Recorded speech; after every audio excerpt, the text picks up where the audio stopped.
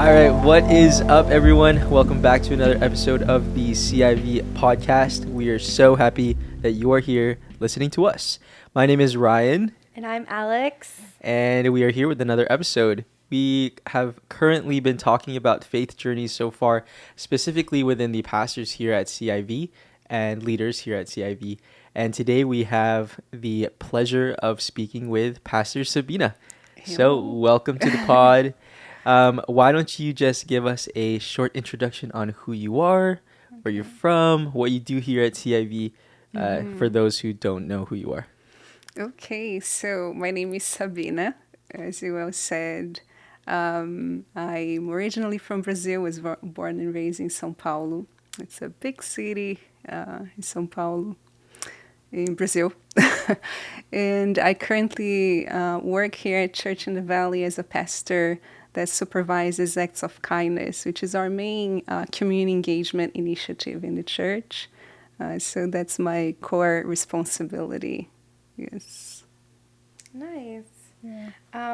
So why don't you give us also a backstory of what brought you to Church in the Valley and how long you've been here with us? Okay, so I've been here at CIV now for 2 years. I'm actually completing 2 years this week. Oh, nice. Yes, Congratulations. yeah, I need to check the exact date I landed, but it's been 2 years in Canada. I think the question of what brought me here, I would have to kind of expand further throughout my faith journey, but really it was at the end of the seminary, studying theology, already seeking for a position, and in prayerfully seeking God, He directed me to connect here to British Columbia Conference, and they had an opening at Church in the Valley, and that's how I end up here. But that's just really the most recent part of the story, right? So, Yeah, so then why don't we dive straight into it then? So Yeah. tell us about your faith journey. yeah. Yeah, definitely becoming a pastor is something that came way down in my faith journey now. But my experience with God, it's definitely dating back to childhood, right? I grew up as a Catholic. My family, my parents, they were Catholic. My grandparents, and I've always had just like an interest in, serving the infinite or the eternal. Like I was a type of person that was very curious about other, like various religions, even like mystical things. Like as a child or preteen, I enjoyed like investigating those things. Like it was something present to me. But I would say that my faith journey took a turn really more so when I was around 14 years old. And about that time is when my father, that was then alive, he got very sick. He was diagnosed with cancer. And I started having questions about existence and the meaning of life, and deeper than the ones that I already carried before. Especially I remember an episode. I came to my bedroom and I knelt down on my bed and I had a good 1 hour conversation with God, whomever He were. And I remember directing myself to Him as, I don't know who you are.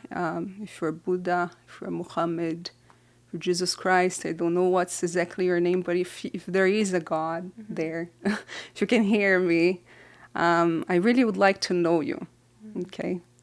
And I remember that I repeatedly insisted that I wanted to know if there was like truth, like if there was a true God, because as desireful as I were of learning about God, or if there was God, I also was afraid of eventually being trapped on some sort of religion that would just It would just be kind of a matrix of something. I don't know how to say that precisely, but that instead of leading me to freedom and truth, would just be kind of some sort of way to flee away from reality. So I really wanted to know if there was truth out there. And further, even in that particular occasion, I was also led to request that if there was a God, the true God, and if there was truth to live by, that I wanted then to know this and walk accordingly. And more than that, I even said, and that's unforgettable, and God, He didn't forget that in His record, that I committed that if there was a true God and there was truth to live for, that I wanted to, dedicate my life to that as a minister of whatever was that religion. Okay, if there was a religion for that. And and that was when I was 14. It was a very important moment to me. I usually say that it was the beginning, if not, it was my conversion to the one true God. Like I made that vow. And after that moment, I had a number of things that started, aligning and happening that led me in the course of a year to eventually find myself in an evangelical church in Brazil. That was quite interesting because of all references that I had of churches and religions, if there was one place where I doubted I could find truth, it was in the evangelical church. So the scene, the religious scene in Brazil is a bit different than in North America. But just to give you some context, especially in, around that year, around the 2001, which was back there, a lot of the growth in the evangelical movement in Brazil was coming from these very mediatic churches and movements that, for me, seemed to be a little fake in some ways, or ultra-conservative and fundamentalist, people that, you cannot cut your hair, you can only dress in a certain way, and for me, in coming, within my family, even, my parents, it sounded something that was not good, that was actually for people who were foolish or ignorant. So the fact that it coincided that I found myself in an evangelical church was quite at odds with my logic, okay? So anyways, and then from there, I remember I started kind of connecting with people in the church, and as we were studying the Bible together, I understood that, the God who was the one true God was present there. He was trying to reach out to me. And that's when I more fully then, understood something that I had spoken a lot of times in the Catholic Church, was, talking about the Lamb of God that takes away the sin from the world. I understood better what that meant. And I made my confession and just dedicating my life to Jesus. And so that's where I would say an important moment in my faith journey was there. And as you heard also, it was definitely an important moment in my walk as far as ministry is related, because from that moment, and even before walking that church, I had already committed to leave for whatever ministry would look like for me. So, and then fast forward, that was my church for many years then. I was 15, and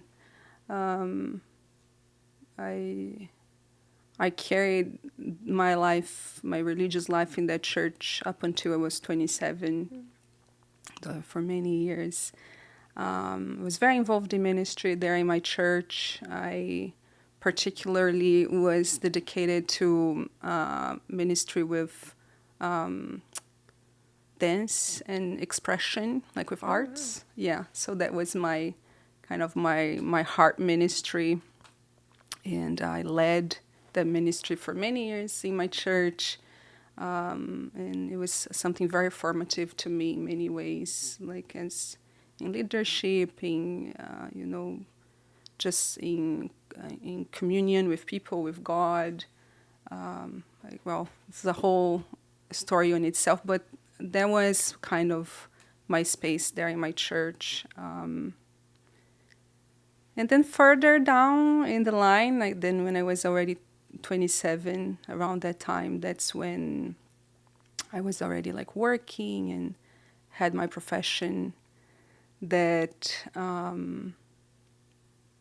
I sensed God was reconnecting me to that commitment that I had made in my teenage years, and that it was time for me to, pursue full-time ministry. And long story short, I quit my job at the time. I, made a lot of difficult decisions that I had to make to kind of move forward with that call. And I started moving, to respond to that call. I lived in Africa first. I moved there to a church in Uganda. I was not Adventist yet. Then eventually I lived in Italy also. Like I moved to Italy to pursue a program, a master's degree that was thinking about serving in closed countries. So I had a special interest like in serving in areas where the gospel has not really been widespread. Right. And then eventually I moved to the United States. That's where my school was headquartered. And became Adventist and eventually went to the seminary, and here I am. It's a long story. Wow, that's amazing. You said at 27, you decided to respond to God, and you're like, okay, I'm gonna go do this. Yeah. So that's incredible. Yeah. That like at any age, given like I'm 23, I still have so much ahead of myself, I think. And I think for me, sometimes I feel so rushed to like get my life started. But so if you don't mind me asking, what was the shift for you to be like Adventist? Was it just the seminar that you were just like, oh, like this is great, or maybe some time along the road that question of So Adventism came to me really. I certainly believe it was God guiding me all the way, because mind you, when I left my job in Brazil, I was not looking for a different religion, right? Like I was convicted of my love for Jesus, of his call, and but I was not like looking for a new church or anything. In fact, if you are more familiar with how some of the evangelical churches they operate, and how you have the dynamic between evangelical churches, it's quite common. People from the Baptist church visiting the Presbyterians, or participating in, maybe in camps together. So I had friends, from other churches. I would visit other churches, even in Brazil. So I was not looking for another church or anything. But my church in Brazil was a non-denominational church, which means that you don't find the same church wherever you go, right? So if you are a local church, unless it's kind of a ministry that has been around for a long time and they started planting churches in other countries, who knows? But in most of the cases, non-denominational churches, they are kind of more regional, in their area, and that was the case with my church, right? So when I first left, I didn't knew exactly what God was about to do. I had no clue where he was going to end up leading me. I even thought I could potentially just work with a missionary agency. I knew some missionaries that worked in closed countries or other areas that they were displaced, not like just by a local church, but by some missionary agencies that had a specific work in certain areas. So it was not like if you would tell me at that time, say, hey, Sabina, you're going to become Adventist. I was like, oh, you are crazy. Like, even because the references I had of Adventism were very scarce. And if anything, I thought it was a sect or a cult, like, some quotes I will not necessarily say here, but fair. Valid. And even the name of it is like a Seventh-day Adventist. Like, what is that? Like, can we just talk about Jesus, something more? Yeah. So this was my reference of it. So again, like this was about 10 years ago now. And as I look in retrospect, really like it was not something that was even crossing my mind. But then what happened is that, so the first step, the first movement that God led me to do was to move to Uganda. Okay, it's because I was very moved by the work of a church in Kampala.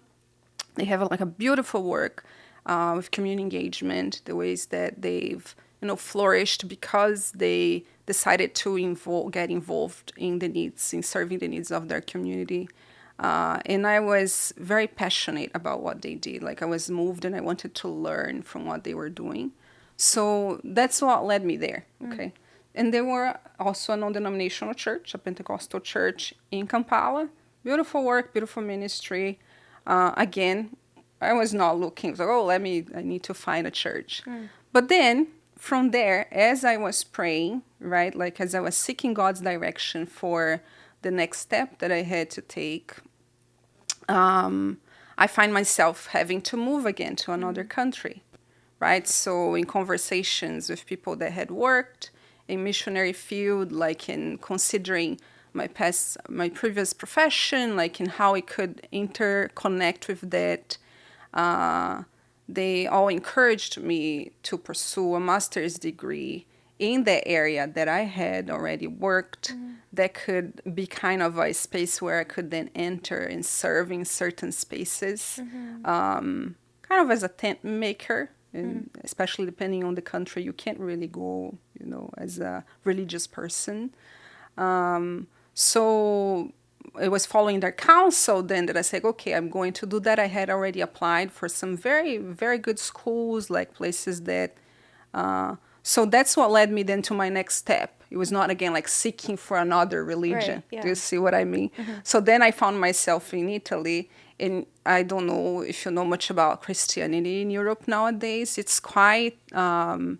It's quite dying, like as far as, even though it was a Christian continent or so forth. But if you are trying to find like a church community, if you are coming from an evangelical background, it's not very easy for you to find like a community that is vibrant, that people are like serious about their faith, or well, God knows people's hearts, right? I don't want to judge their, but let's say a place that is flourishing, that has like young people that are pursuing God, and not just kind of more religious, church goers. So, and there again, like all I had to do was to pray, and eventually, the librarian, I worked in the library. It was my job. So I applied actually for a job in the library. I eventually then changed to another job, like to support the front desk. But it was first like the librarian, when I applied to work with her, that she saw on my curriculum that I had lived in Africa and worked for that church, and said, are you looking for a church? And she happened to be evangelical. She was American and was living in Italy. So...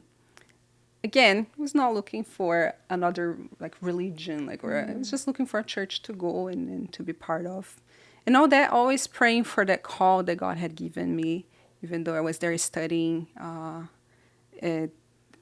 I knew like deep in my heart that it was just a step towards something where God was continue to do the work. So, and then next steps come, and then I moved to Washington, D.C., where the school was for me to do the second year, because the first year was in Italy, but the second year I had to do in the headquarters of the school.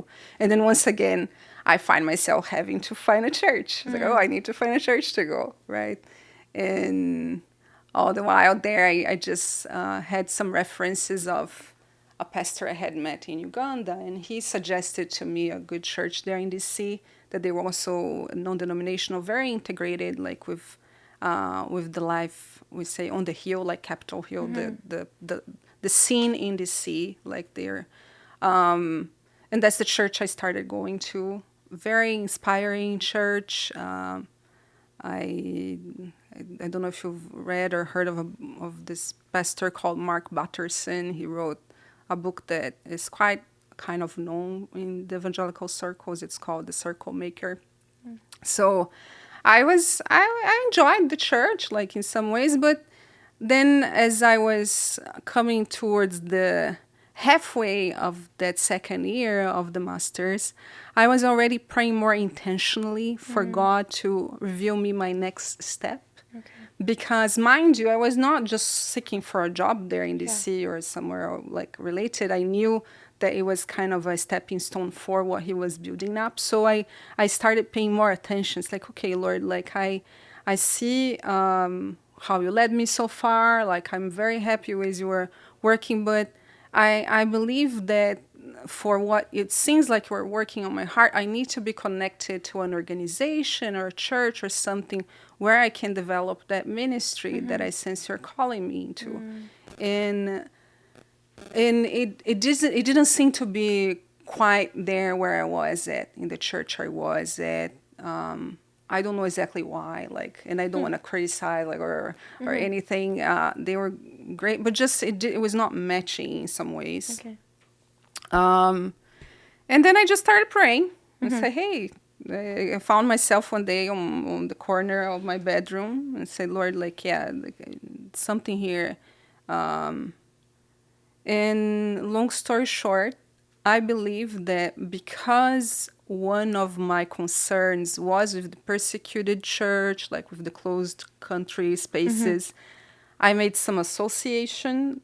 I can only attribute that to God and to the Holy Spirit, with the fact that the Seventh-day Adventist Church had a special call or interest in, like, events unfolding in the end times or communities that were suffering persecution.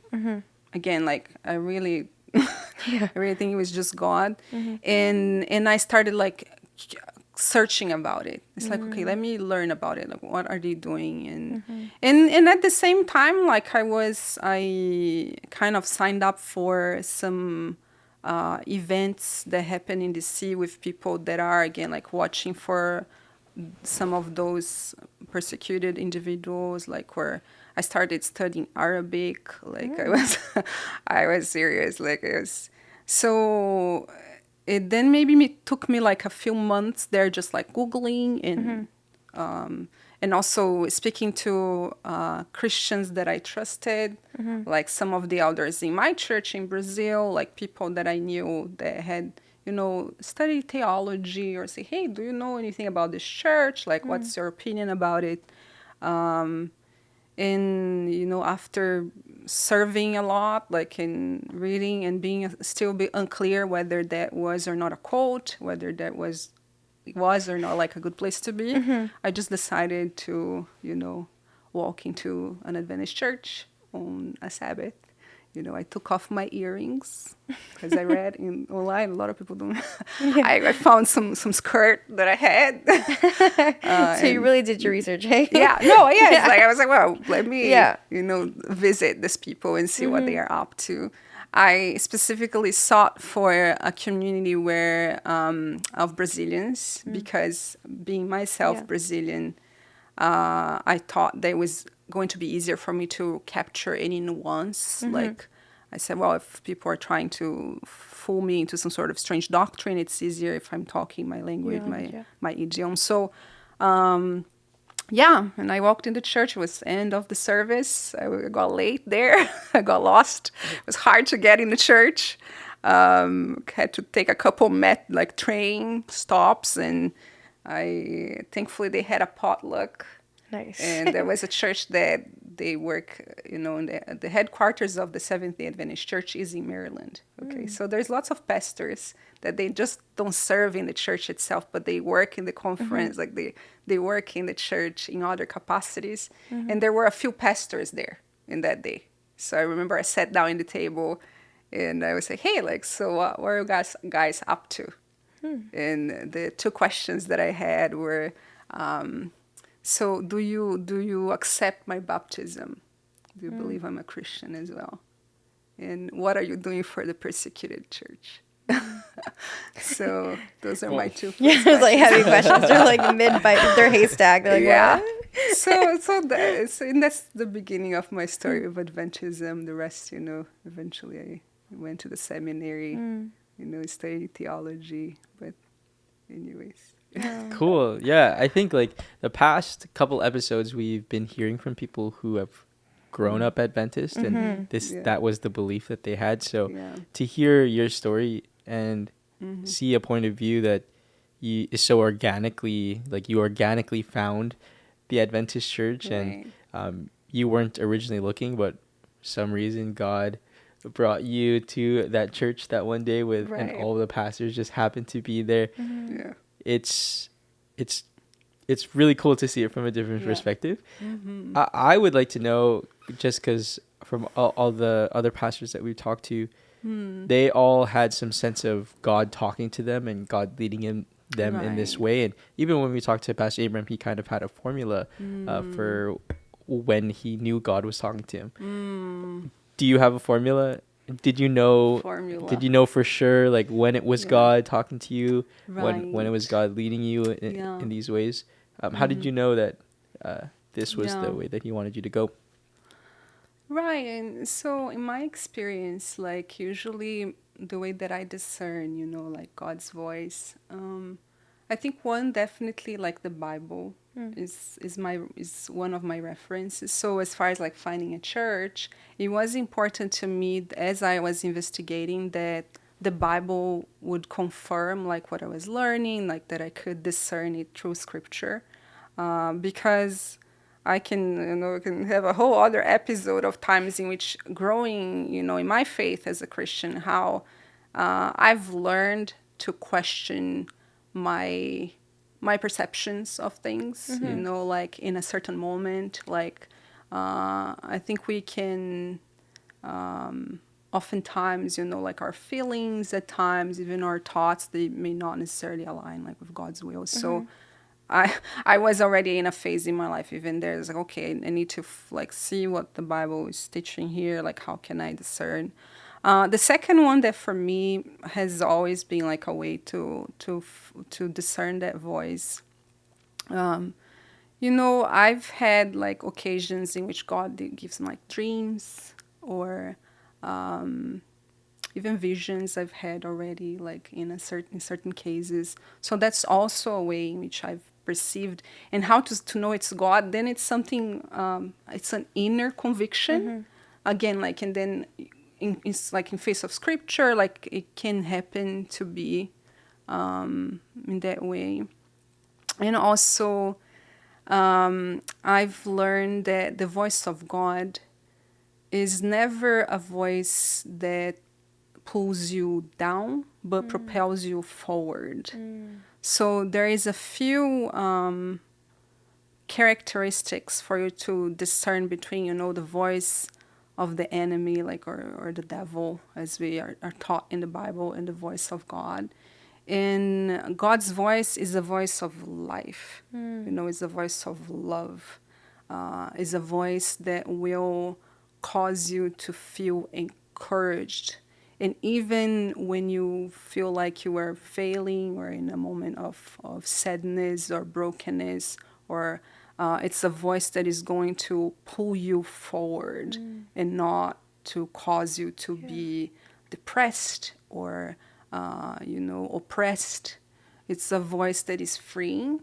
So in that sense, I would say that for me to discern some of those things, I always would be seeking for that type of, like, is this loving? Like, is this is this propelling me like for fear, or there is like this breath of life that I'm feeling in that direction. And plus also people, I do believe God uses people, godly people, and even people that don't know God. So I think I usually, to discern like if my decision or something is coming from God, I like talking to people and asking like their opinion or their and looking like to discern. And I did that a lot, like praying with godly friends, like praying with, so that helps me. Cool. Yeah. Yeah, speaking about talking with people, Yeah. I think this is a great opportunity for us to Yeah. start talking about your ministry here at Okay. CIV, Yes. specifically with AOK and all of the different ministries, because there's a ton of stuff that you do that probably the church doesn't know about, Right. because it is more for the community, which is Right. within the community of the church. But I feel like Yes. there's a lot of things going on in the church that even I didn't know about when I first got here, and Right. now that I'm more integrated, I can see all of these things that you do behind the scenes. So Right. what are some of the ministries that you are specifically involved in, and how has your past experiences helped you now in your position? Right. Yeah. So acts of kindness, and for those who are watching us and maybe they do not know, it's the charitable arm of CIV, right? And there is a number of projects that along the years have been executed underneath the umbrella of AOK.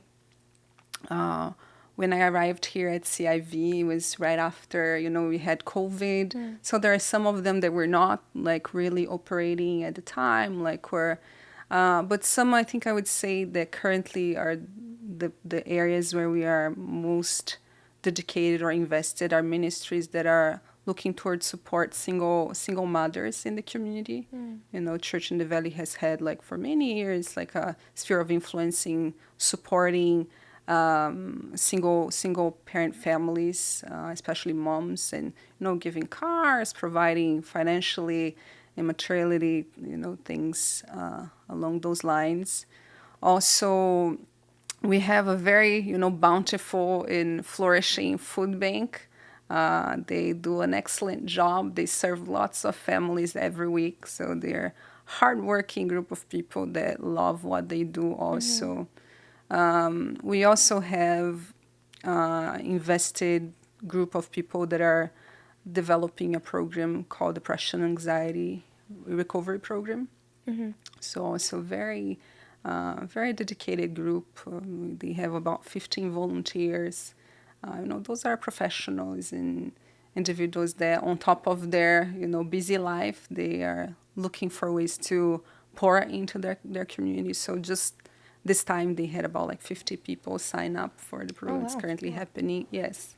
That's very good. And many of them, there are some church community, but many, like most of them, people from that are not like attending church in the Valley. Or we're currently also working diligently with a project that is called Aspire. It's a program that seeks to provide training in fine arts and other like life coaching skills, like life skills to kids of families that otherwise would not be able to provide for these types of activities. And so there is a big portfolio of things that Church in the Valley under AOK has done for many years. And I personally, at the moment, my core concern that I have coming to, this ongoing project is how do I apply, and that connects already with my then previous, my past experience in education and so forth. How can I apply what I call, principles of holistic neighborhood development to the projects that we have? And those are principles that make the things that we do towards serving the community, towards engaging the community, that they are going to be providing an ecosystem to the individuals we come in contact with, that is one that is going to help them move from a place of need to a place of agency. So different from kind of more traditional view that you encounter in many churches, even in Christianity, even within our own Seventh-day Adventist institution, that a lot of people, they still see community services or, that type of work as a work of just providing relief, meaning that I give you like food or give something to clothe you with, and I have a sense that my duty is satisfied.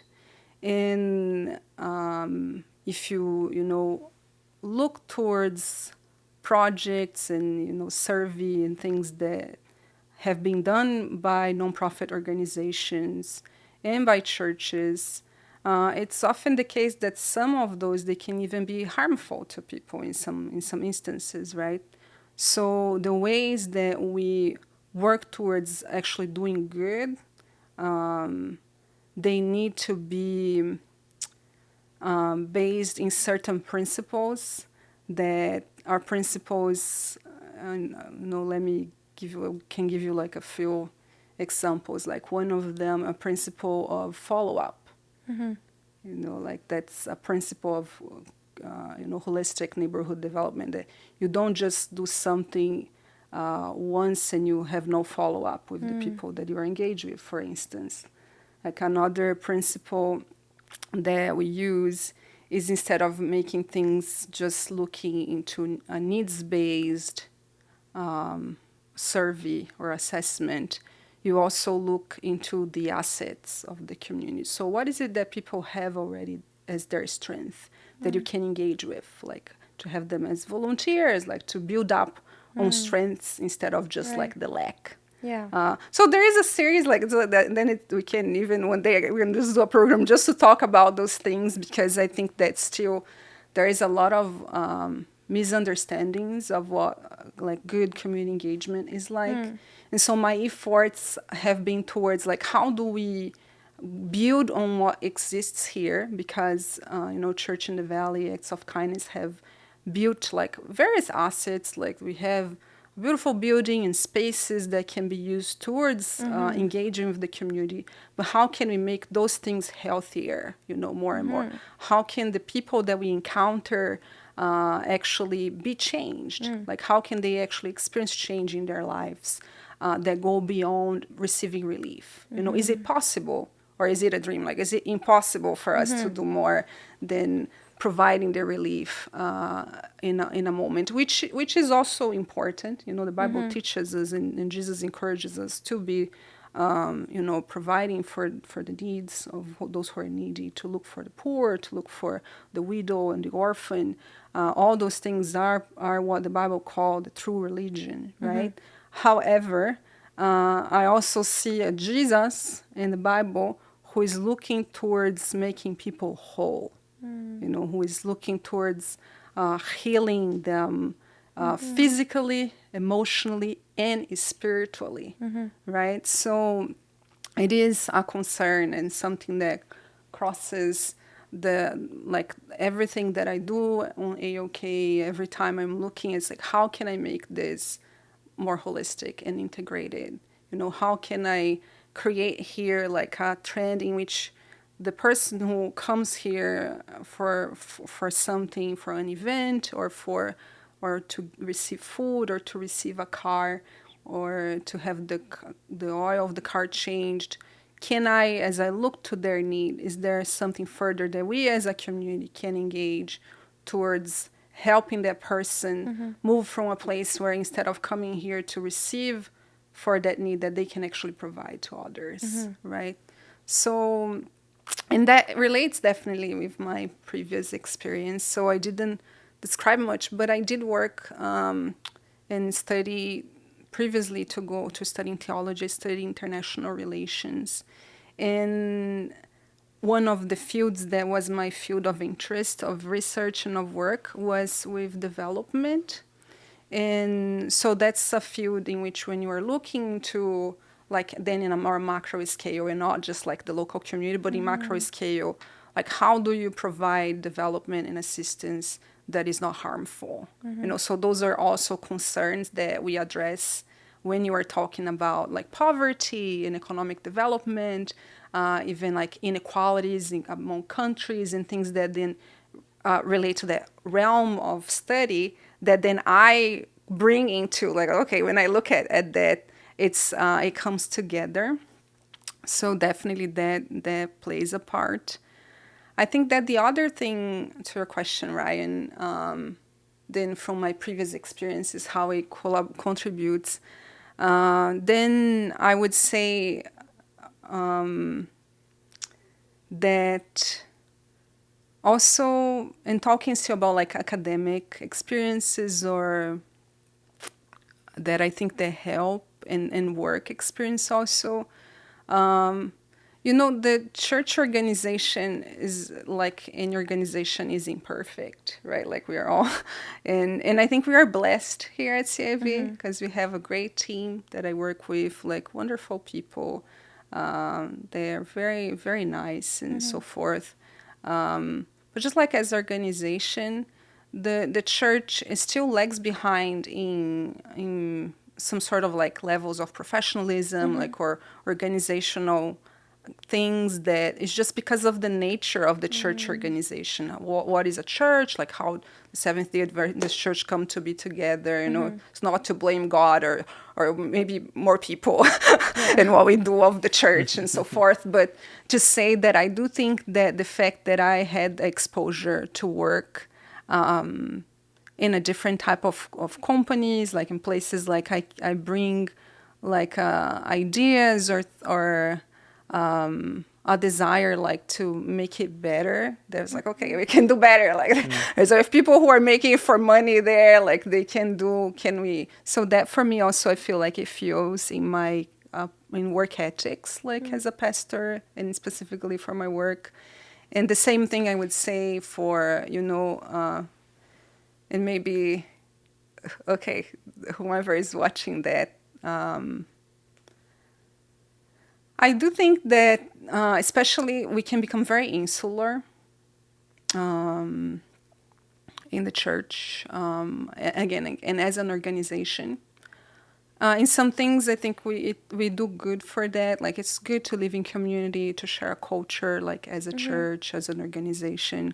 But one thing I've experienced, for instance, even during my academic experience, right? The school I went to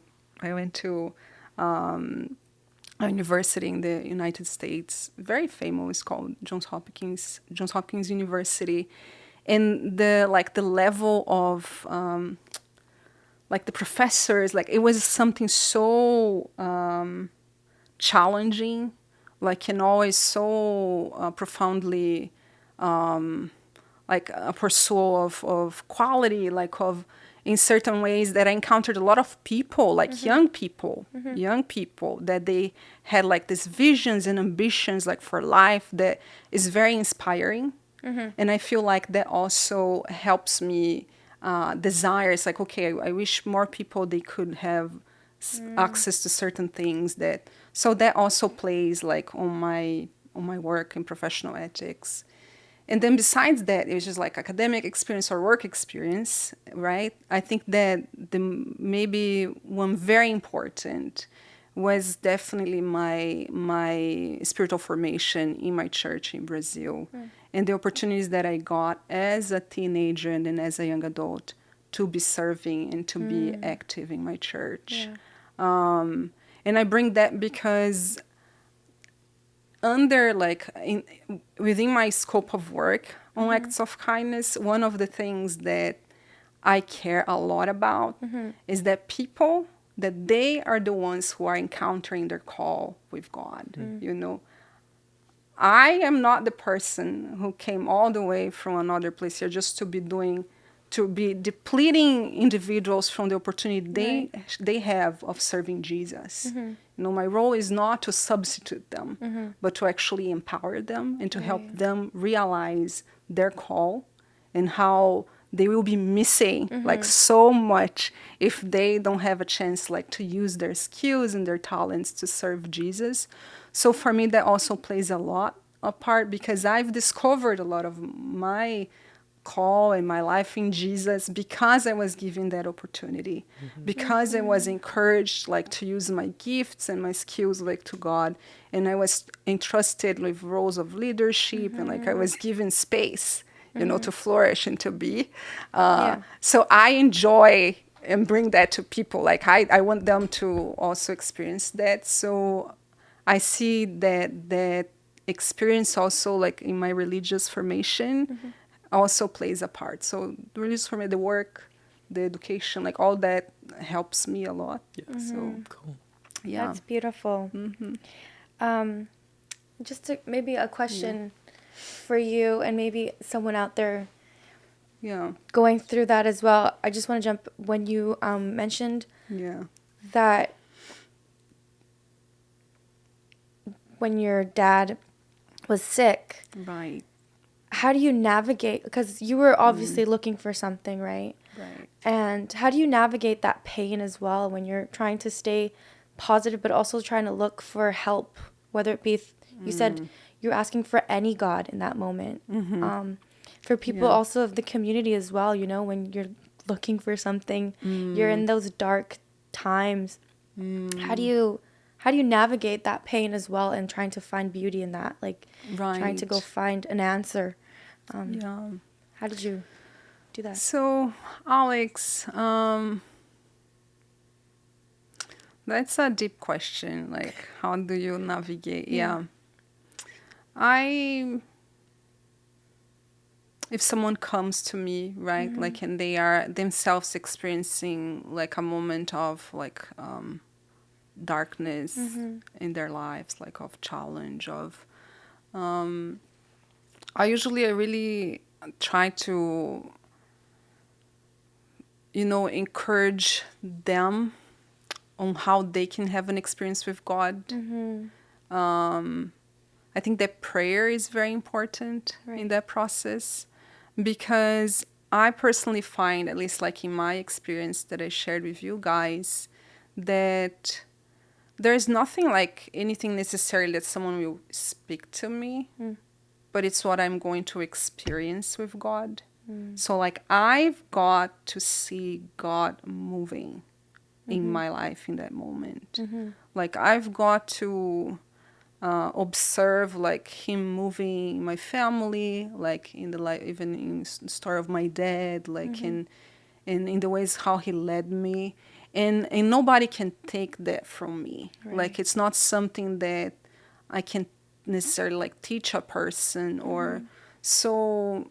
The ways that I try to contribute, if possible, is like, how can I lead this person for like that they themselves will have an experience with Jesus? And again, like I think that prayer is very important. I believe in prayer. Like I'm a prayer. I think that prayer, me praying for the person with the person, say, hey, what's your? Let's pray about it, because then I turn it back to God and say, Jesus, now it's your turn to do something that I cannot do. Yeah. So I think that's my. Yeah, and loving, you know, if we can be comforting to people who are in need. Or I really liked what you said earlier when you said Yeah. that, like, it's not your job to, like, it's not your job to be God for them or to like, do that for them, but to give them the space for them to experience God for themselves. Right. So that's a really cool perspective that I don't think I've heard before. Yeah. But since we're on the topic of like our past and how that's affecting our future, Yeah. now being in the position that you are in, Right. and having gone through everything that you've gone through, would there be anything that you would tell your younger self now, knowing all that you know? My younger self. What I'm going to tell my younger self. God is faithful. God is good. I would tell my younger self to just continue faithfully pursuing that vision that God gave you. I would just encourage her. I would say, hey, Right. just keep going. You're going to, because there were lots of moments in that journey. Mind you, like again, I left Brazil with 27, and then there were lots of moments of uncertainty. Right. And thanks God, like there was enough of a reservatory of faith and already of lived experience with Jesus that kept me going. But there were moments that were dark. Like there were moments. I remember there was a phase in which I would come back from work. I was working in Washington, D.C. for a year after I finished the program there. And as I was praying for my next step and so forth, that I would always like come back home. And and on my way back home, I would walk back home from my job. And I would always be saying, God, change my name. Like I was like, can you change my name? Because I knew like he was working on something. Like and it was my way to say like, I know you need to do something here for this next step. Like I knew I was not meant just to be there, continuing that career in that way. Like, so there were moments that were quite troubling. Like even when I was seeking for investigating the church, like where this takes a lot of like faith and work, like with God, like and I wouldn't remove any of that because this is lived experience with Jesus. Like this is confirmed. I know like what I'm here for, and but at the same time, like there were moments in which it could be like feeling lonely, like or challenging to me. That if I could turn to her and say, hey, like everything will be okay. Just keep going. Like God, he everything you're bestowing upon him, it's worth it. Like Right. it don't, so. That's good. Yeah. Well, thank you for sharing. I feel like even for me, hearing all of this is amazing because like we don't know like everyone's stories, right? Right. And also this platform has given us this experience to not only talk about our faith journeys, but I think each episode that I encounter with each pastor and each person here, I've learned something. So it's not only a growing experience for like the community, but for me as well, which is beautiful. And I think also for those who are watching, know that like our church, we do so much for the community. So there's every time you want to also pour into our church, come and talk to Sabina. She knows she can put you to work. And Come if be you ever want to, Yeah. we always need volunteers. Yeah, exactly. Right. So we want to pour into our community just how we're pouring into one another. Right. So thanks again for watching, guys. And don't forget to love God. Love people. Yeah, and you can finish it off. And serve the world. Yeah. We'll see you guys next time. you.